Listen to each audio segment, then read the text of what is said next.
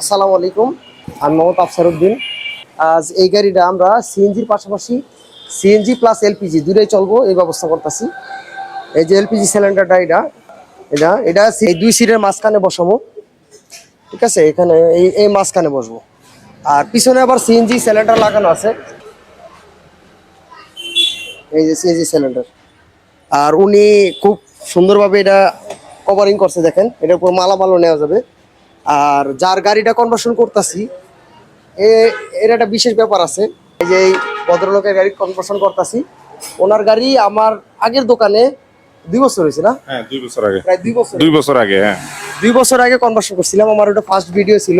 ওনারে কইরা দিছি। ওই কালার, ওই গাড়িটা কি কালার ছিল জানি? Golden colour. গোল্ডেন কালার ছিল, ঠিক আছে? আমার খেয়াল আছে আরো গোল্ডেন কালার। আগেরটা উনি কন্টাকে চালাইতো, এটা উনি নিজে কিনছে। নিজে নিছি, হ্যাঁ। এখন আমি গ্যাসের সুবিধা ক্ষেত্রে যেটা হয় এখন গ্যাসের ক্রাইসিস, সেই জন্য আমি এলপিজি পাশাপাশি করে নিচ্ছি। কারণ এটা অনেক সময় আমার রাস্তাঘাটে বিপদ আপদের অনেক সাপোর্ট হয়, এই জন্য আমি টু সিস্টেম করে নিচ্ছি আমার নিজের সুবিধার জন্য।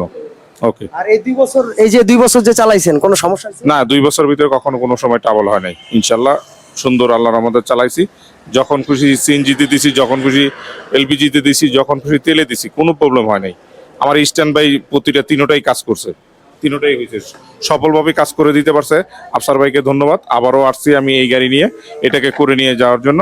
সেই ভালো কাজের জন্যই আবার দ্বিতীয়বার আবার আসছি তার কাছে।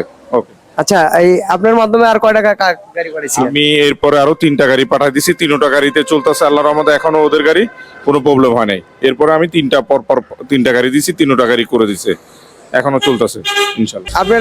আপনারা বারবার বলেন যে বাইক সমস্যা হবে কিনা। ভাই সমস্যা হলে তো আপনার সমস্যার আগে আমার সমস্যা হইব, কারণ আমরা প্রত্যেক দিন প্রতিনিয়ত নতুন কাজ করতেছি। আপনার যদি বারবার সার্ভিস দেওয়া লাগে, সেক্ষেত্রে আমারই সমস্যা হয়ে যাবে, আপনার সমস্যার আগে আমার সমস্যা হবে। তাহলে ওই জিনিসটা ক্লিয়ার রেখেই আমরা কনভার্সন করতেছি, কোনো সমস্যা নেই। আর অনেকে কোশ্চেন করেন, আমার একদিন জিজ্ঞেস করছেন ভাই মিক্সচার কি বারবার খোলা অফ করা লাগবে কিনা। আমি বলছি না, এটা অটোমেটিক, ফুললি অটোমেটিক। তারপরে অনেকে জিজ্ঞেস করেছে চাবি ম্যানুয়ালি অফ করা লাগবে কিনা। কিচ্ছু করা লাগবে না, একদম ফুললি অটোমেটিক। মানে ড্রাইভিং সিটে বসা সুইচের মাধ্যমে আপনি যখন খুশি তখন এলপিজিতে, সিএনজিতে, অকটেনে যখন খুশি মানে সেকেন্ডের মধ্যে আপনি ট্রান্সফার করে লাইতে পারবেন, কোনো সমস্যা হইব না।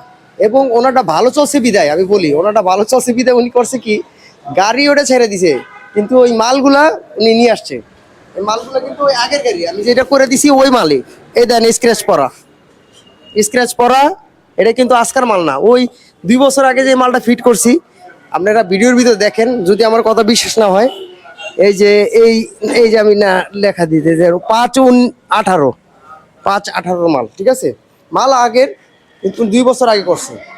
এই মালগুলো খুব চলে কম, যার কারণে আমাদের সেল হয় কম। এগুলা পড়ে থাকে 2-1 বছর এমনি পড়ে থাকে গোডাউনে।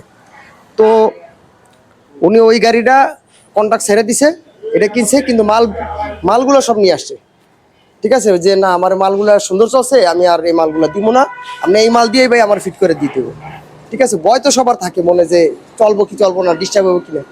আসলে আল্লাহ ভরসা, আমাদের মালে এগুলোর কোনো ডিস্টার্ব নেই। ইনশাল্লাহ আপনি আসবেন, করবেন, কোনো সমস্যা নেই। সমস্যা হইলে এই লোকে এই মাল আবার ফিট করতো না, বুঝতে পারছি?